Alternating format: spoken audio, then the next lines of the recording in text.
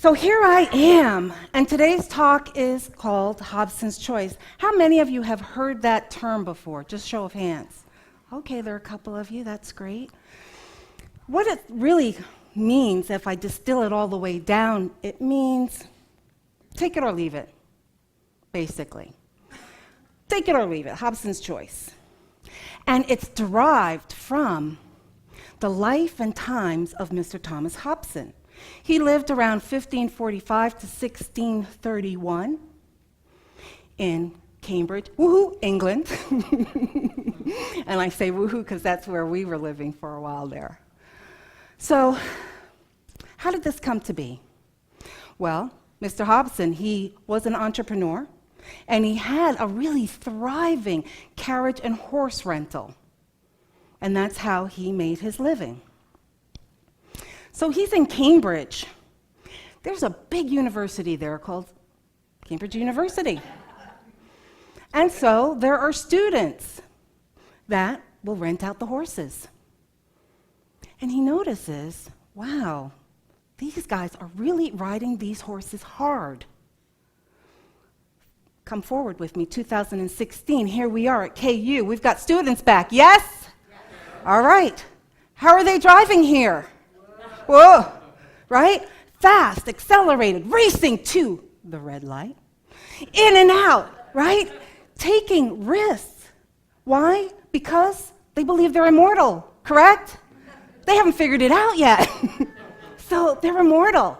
All right, go back with me now to Mr. Hobson's time. Not a car, but horses. Living, breathing horses. Same behavior. Fast, speeding, abrupt turns, jumping over, racing everywhere they go. These poor horses. So he figures, you know what? I've got to figure out something. I've got to find a way to take care of these horses better. So he comes up with Hobson's Choice. How did it work? Well, they would come to his stable and rent a horse, and they would have amazing choices of all these beautiful horses. And yet, there was only one horse that was available to them. And that was the horse that was closest to the stable door. So they had a choice, the student. If you want to ride, that was the horse that you were going to ride, or you weren't going to ride that day. And what that did is, it gave all of the horses time to relax, to breathe, to heal. So he had them in a rotation. So that's Hobson's Choice. Today in our culture, how it really is perceived is that in our lives, we have choices that don't often feel like we really had a choice, right? Or the choice that we have is not the choice that we really would have liked to have made. So that's how it looks today. But what is it about human nature that when we have choices that don't feel like choices, or we feel like we shouldn't have to make that choice, what is it about human nature? How do we respond to that? Resistance! She's like #1 student here. You're in the front row. That's right, with resistance. And what do we know about resistance? The more you resist, the more it persists, right? And so we get into that energy, which is a heavier energy, right? Anger, resentment. This isn't fair. Why do I have to? How come I have this choice? This wasn't in my life plan. Any of you can relate to that? It starts off early, you know? Think about it. I remember I wanted to go to MIT. That's where I wanted to go to college. Got the application in, was selected for an interview. I'm like, yes. Got denied. Oh, right? So there, once right there, that wasn't my choice, got shifted. So now where am I going to go? It happens time and time and time again in our lives. We have an animal that we love. It gets older. We have to make that choice. What do? Do we allow it to suffer, or do we put it down? It's a choice we don't really want to have to make, but it's a life choice. Our lives are full of them. And how we handle them is how our lives unfold with triumph or with regret. There are two paths. First path is acceptance, a level of acceptance. And if we choose the path of acceptance, it's going to bring us a lot of peace. The other path is resistance. And if we choose that path, that is the road to hell, my friends. Why do I say it's the road to hell? Causes so much suffering. So much, what if only, if I had another chance, how come they got that and I didn't? And we spin our wheels in that. In our culture, the term acceptance is used quite regularly. It's a buzzword. We hear it in AA, all those 12-step groups. Acceptance is a key component there. And I remember when I started Al-Anon, they were talking about this thing, acceptance, and I was like, obviously they have no clue what my life is really like. Because there's no way that I could accept this, right? And we talk about it here at Unity, about acceptance. Acceptance. Acceptance is the way that we empower our lives. It's not just a buzz phrase. It's not just, well, all you need to do is accept it. It's okay. No. This is about shifting our mindset. Shifting our mindset. How many of you have ridden bicycles, like multiple speed bicycles? Show of hands. Okay.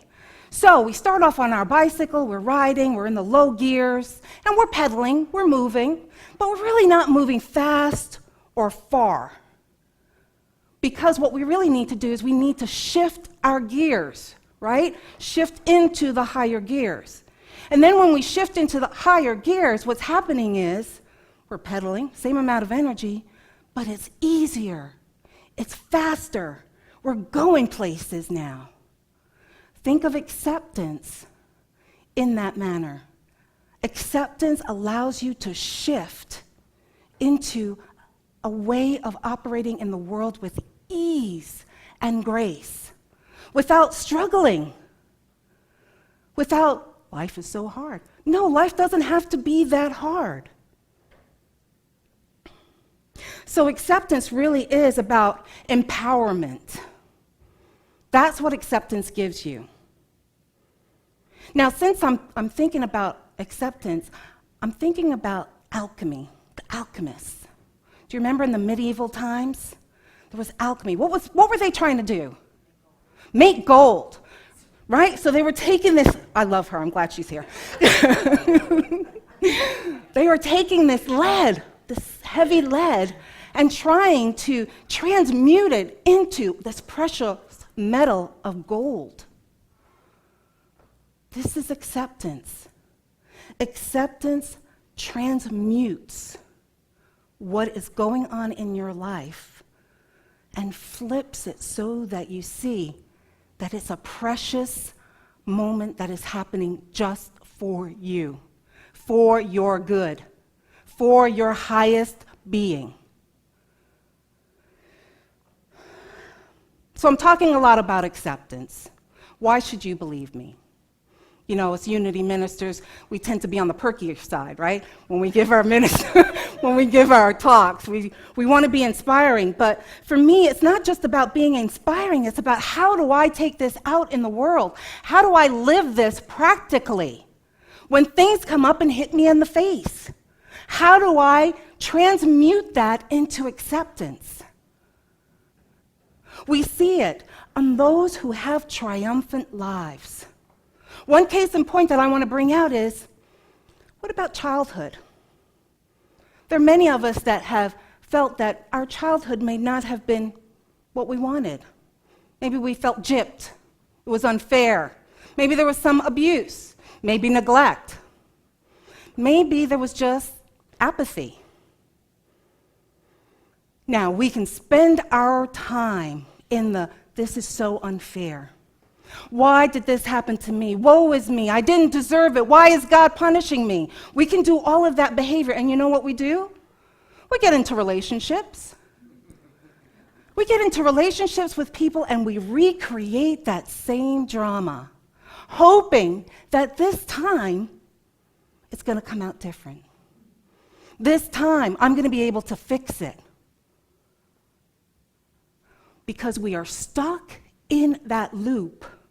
We are stuck in the unfairness, the injustice of it. Acceptance. What if we accept the cards that we have been dealt?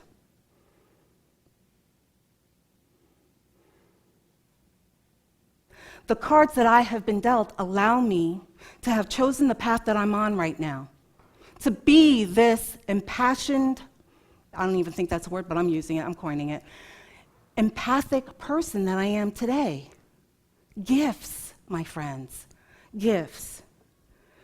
So, how do I know that acceptance means a triumphant life?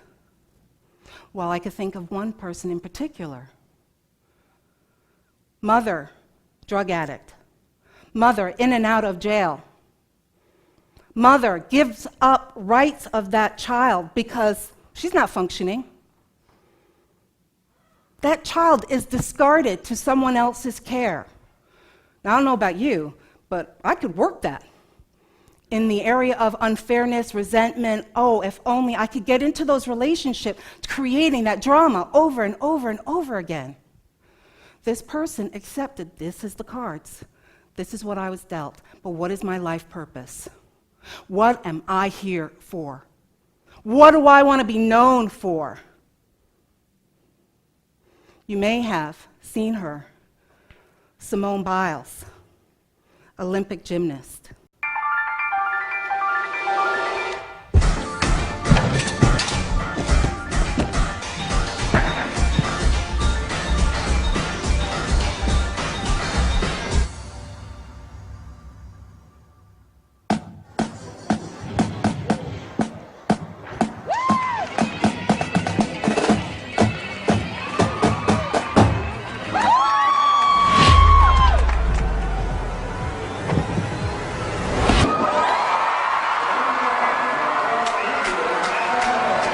At this point in time, nobody can beat Simone Biles.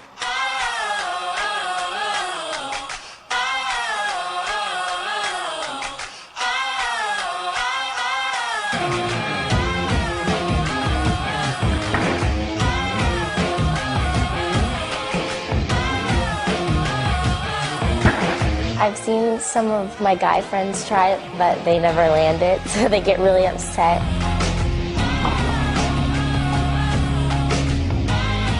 Simone doesn't require a lot of run into her tumbling skills, so she can fit a longer pass onto the floor than a lot of athletes.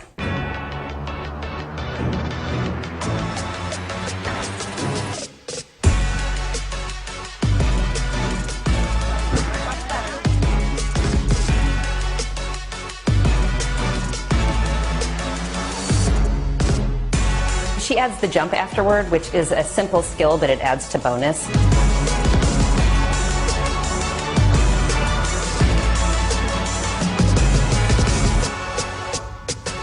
Normally, the separations between first and second place could be 3/10 or 5/10, and she goes out and wins by 1 or 2 points.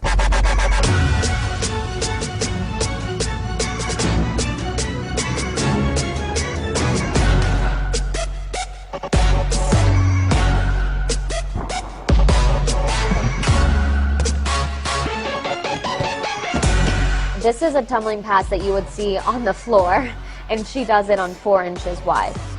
It's also the hardest dismount in the world, and I'm the only one that does it.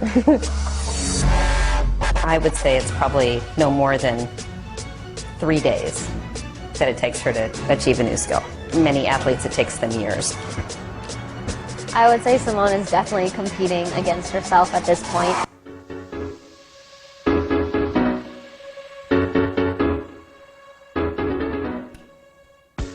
Simone Biles, inspiration, leading a triumphant life.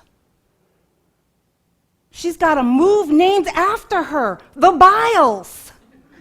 The Biles. So how are you going to live an extraordinary life? What are they going to name after you as you innovate and create? Maybe it's the Schuster, the Pryor, the Dwyer. I look forward to seeing you in your glory. And acceptance is really a key foundation in that process. You deserve to have a triumphant life. Trust me in this. Trust that acceptance is the key. I thank you for listening, and I'm going to ask Sabrina to please come on up and serenade us as we prepare for meditation.